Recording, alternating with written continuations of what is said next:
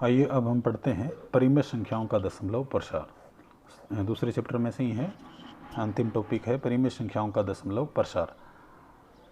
यदि हम बात करें केवल दशमलव प्रसार की, तो दशमलव प्रसार दो टाइप का होता है, एक तो शांत और एक अशांत। यानी यदि हम किसी बड़ी संख्या में छोटी संख्या का भाग दें तो या तो भाग है वो पूरा पूरा चला जाएगा दशमलव लगाने के बाद भी, या फिर भाग पूरा पूरा नहीं जाएगा। पूरा पूरा भाग गया इसका मतलब दशमलव प्रसार शांत हो गया, और यदि पूरा पूरा भाग नहीं गया तो दशमलव प्रसार है वो अशांत हुआ।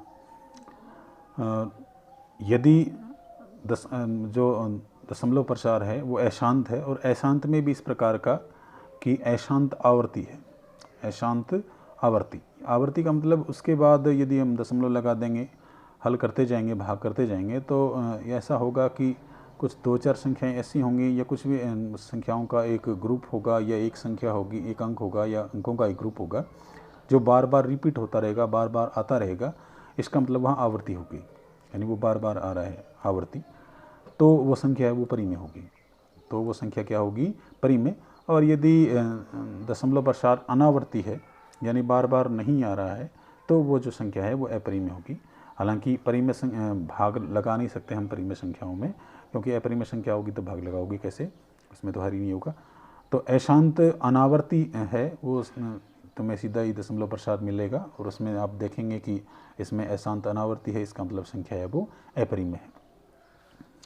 अब हम देखें दो कुछ ही चीज़ें इंपॉर्टेंट है, प्रमेय है उसमें। तो परिमेय संख्या का दशमलव प्रसार है वो शांत होता है।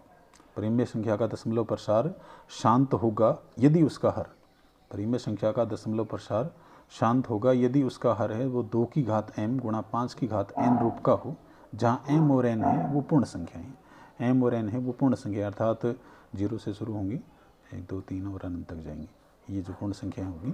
तो m और n का मान 0 से लेकर अनंत तक पूरा पूरा कोई अंक है वो हो सकता है, यहाँ प्लस के ही मान होंगे सारे।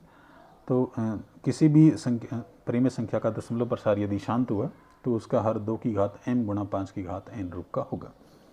और अगला इसका उल्टा है कि यदि किसी संख्या का हर 2 की घात m गुणा n, और जहाँ m 2 की घात m गुणा 5 की घात n, जहाँ m और n पूर्ण संख्याएं हैं, तो उसका जो दशमलव प्रसार है वो शांत होगा। अब हम कुछ उदाहरण लेते हैं, जैसे 15/1600 है, तो उसको तो 15 लिखा हमने, 1600 को 16 गुणा 100 लिख दो। थोड़ा हल करें, 15/16 को लिख सकते हैं 2 की घात 4 गुणा 100 को लिख सकते हैं 100 के गुणनखंड कर लें 2 गुणा 50, 50 के करें तो 25, 25 को लिख सकते हैं 5 गुणा 5। थोड़ा सा ढंग से लिखें, 2 की घात हो गई 4 और 2 6 गुणा 5 की घात हो गई 2, और यहाँ 6 और 2 दोनों ही पूर्ण संख्याएँ हैं। तो जो हर है वो 2 की घात m गुणा 5 की घात n रूप का है, जहाँ m और n पूर्ण संख्याएँ हैं। इसका मतलब इसका दशमलव प्रसार है वो शांत होगा। बात करें 7/180 कुल 80 हैं। 80 की बात करें, 2 से भाग दिया 40, 2 से भाग दिया 20, 2 से भाग दिया 10, 2 से भाग दिया 5, तो ये 7/2 की घात आ गई 4 गुणा 5, 5 की घात कुछ नहीं, इसका मतलब 1 है। तो यहाँ भी हर है वो 2 की घात m गुणा 5 की घात n रूप का है, तो यहाँ भी दशमलव प्रसार है वो शांत होगा। यहाँ बात करें 49/500 की, तो 2 से भाग दें 500 में, गुणनखंड कर रहे हैं, तो ये आ गए 250। 250 की बात करें तो 125, 125 में हम भाग देंगे 5 का, यह गया 25 बार, 5 का देंगे फिर 5 का, 49/2 की घात 3 गुणा 5 की घात 3, ये भी हर है वो 2 की घात m गुणा 5 की घात n रूप का हो गया, दशमलव प्रसार होगा शांत। यहाँ हमें थोड़ा सा हल करें, 129 इसके गुणनखंड नहीं कर पाओगे, ये 129 का 129 रहा। यहाँ हर की बात करें, 2 की घात 2 गुणा 5 की घात 7 गुणा 7 की घात 5, तो यहाँ जो हर है वो 2 की घात m गुणा 5 की घात n रूप का नहीं है। यहाँ जो हर है वो 2 की घात m गुणा 5 की घात n रूप का नहीं है, क्योंकि इसके अलावा 7 की घात 5 और आ गई। इसका मतलब इसका जो दशमलव प्रसार है वो अशांत होगा, इसका जो दशमलव प्रसार है वो अशांत होगा। अच्छा, अब ये कहें कि अशांत में कौन सा होगा, अशांत आवर्ती अर्थात या फिर अशांत अनावर्ती, तो हम कहेंगे अशांत है आवर्ती होगा, अशांत आवर्ती होगा। अच्छा, ये कहें कि अशांत अनावर्ती क्यों नहीं होगा, क्योंकि ये संख्या है वो अंश बटे हर के रूप में लिखी गई है, इसका मतलब ये संख्या परिमेय है, और परिमेय अशांत में एक ही केस होता है जब अशांत आवर्ती हो। क्योंकि जब अनावर्ती होगी तो इसको परिमेय के रूप में आप लिख ही नहीं सकते हो। तो ये होगा समलुप शांत अशांत आवर्ती। आइए अब कुछ क्वेश्चन लेते हैं। पहला क्वेश्चन है 6 की घात n माइनस 5 की घात n, जहाँ n कोई प्राकृत संख्या है, में इकाई का अंक क्या होगा। यदि यहाँ n प्राकृत संख्या है, 6 की घात n माइनस 5 की घात n, जहाँ n कोई प्राकृत संख्या, इसका मतलब ये हो गया n का मान क्या क्या हो सकता है, 1 2 3 अनंत तक हो सकता है। मान लेके देख लें, n बराबर 1 रखने पर 6 की घात 1 माइनस 5 की घात 1 ये हो गया 1, n बराबर 2 रख लें, 6 की घात 2 माइनस 5 की घात 2, 6 का घात 36 ये हो गया 25, यहाँ बचे 11, यहाँ भी इकाई का अंक 1, यहाँ भी इकाई का अंक और रख लें, लेकिन सभी जगह इकाई का अंक है वो 1 आएगा। बढ़ते हैं नेक्स्ट क्वेश्चन दूसरे की तरफ। दूसरा क्वेश्चन है कि 2√45 प्लस 3√20 बटे 2√5 परिमेय है या अपरिमेय, से हम थोड़ा हल करेंगे। 2√45 प्लस 3√20 बटे 2√5। अच्छा, 45 को लिख सकते हैं 9 गुणा 5 प्लस इसको लिख सकते हैं 4 गुणा 5 बटे 2√5।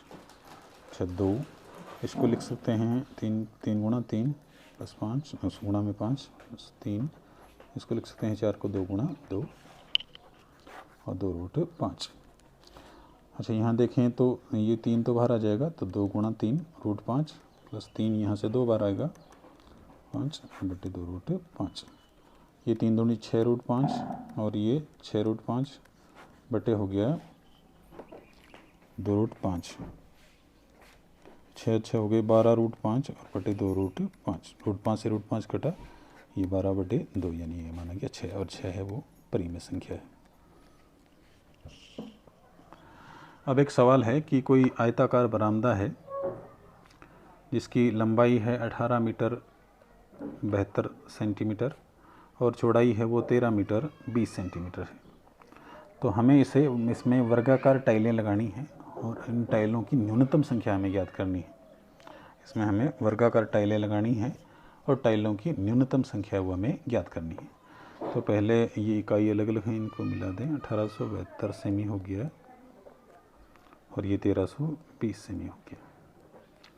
तो हमें तो इसमें वर्गाकार टाइलें लगानी है और टाइलों की न्यूनतम संख्या चाहिए। अच्छा, वर्गाकार टाइलें लगाएं तो हम ये कोशिश करेंगे कि टाइल है वो बड़ी से बड़ी हो, टाइल है वो बड़ी से बड़ी हो। इसका मतलब हमें इस 1872 और 1320 का बड़ी से बड़ी यानी कि HCF ज्ञात करना है, महत्तम समापवर्ती। तो गुणनखंड करते हैं 1872 और 1320 के। ये हो गया 1872 के गुणनखंड, ये 2 से भाग दिया तो 9 दूनी 18, 3 दूनी 6 और 6 दूनी 12। 2 से फिर करेंगे, 4 दूनी 8, 13 बचे, 6 दूनी 12, 1 बचा, 8 दूनी 16। 2 से करें तो ये 2 3 और 4। फिर 2 से करें 2 एकम 2, 2 एकम 2, ये 7 दूनी 14। अब ये हो गए 9, 3 से जाएगा भाग, 3 3 9 बचे 2, 9 3 27। 3 से जाएगा 13, 13 से जाएगा 1 बार। अच्छा, 1872 को लिख सकते हैं 2 की घात हो गई 1 2 3 4 गुणा 3 की घात हो गई 2 और गुणा 13। 1320 के करें, 2 से भाग गया 6 6 और 0। 2 से भाग करें 3 3 और 0। 2 से भाग करें 2 एकम 2, 6 दूनी 12 और 5 दूनी 10। फिर 2 से जाएगा नहीं, 3 से करें 6 6 12 हो जाएंगे। 3 से करें 3 5 15 और 3 5 15। 5 से करें 11, 11 से करें 1 बार। 1320 को लिख सकते हो 2 की घात 3 गुणा 5। ऐसी अब बात करें 1872 और 1320 की, तो ये हो जाएगा, हमें कॉमन अंक लेना है। कॉमन अंक 2 हुआ और 3 हुआ और न्यूनतम लेनी है घात। तो 2 की न्यूनतम घात है 3 और 3 की न्यूनतम घात है 1। तो 2 की न्यूनतम घात हो गई 2 की घात 3, ये 8 3 चौक 8 हो गया और गुणा 3, 8 3 हो गया 24। तो जो वर्गाकार टाइल है उसकी माप होगी 24 सेमी की। वर्गाकार टाइल की माप होगी 24 सेमी की। अच्छा, इसमें कितनी टाइलें लगा सकते हैं? वर्गाकार टाइल है तो पहले तो इस बरामदे का क्षेत्रफल चाहिए। इस बरामदे के क्षेत्र,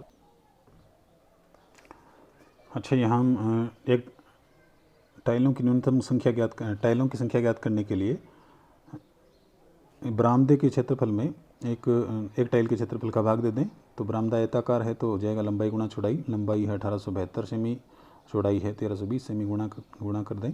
टाइल है वर्गाकार तो ये हो जाएगा भुजा गुणा भुजा 24 सेमी गुणा 24 सेमी, वर्ग सेमी से वर्ग सेमी कट जाएगा। 1872 के हमने गुणनखंड करे हैं वो उसके रूप में लिख दिया, 1320 के भी गुणनखंड करे हैं वो इस रूप में लिख दिया, 24 के गुणनखंड के रूप में लिख दिया हमने पीछे करे हैं। यहाँ से हम इनको काटें तो 2 की घात 3 यहाँ से कट गई तो यहाँ घात बची 1, ये 2 की घात 3 है, 2 की घात 3 से कट गया। अब ये 3 की घात 2 है वो इससे कट जाएगा। यहाँ बचा 2 की घात 1 यानी 2 गुणा 13 गुणा 3 गुणा 5 और गुणा में 11। इसको हल करें तो ये 13 दूनी 26 गुणा ये 15 और ये गुणा 11। 26 को 15 से गुणा कर लें, 15 6 के 90 हासिल 9, 15 दूनी 30, 30 और 9 39 और गुणा में 11। 390 को हमें 11 से गुणा करना है,